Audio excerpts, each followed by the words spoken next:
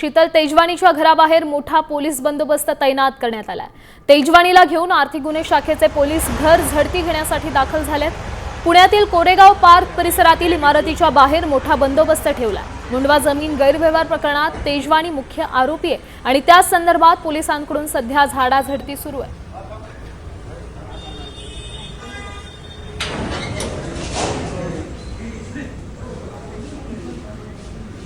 आपण पाहू शकतोय मुंडवा जमीन गैरव्यवहार प्रकरणातली मोठी कारवाई म्हणावी लागेल। सध्या तेजवानीच्या घराची पोलिसांकडून झाडाझडती सुरू आहे।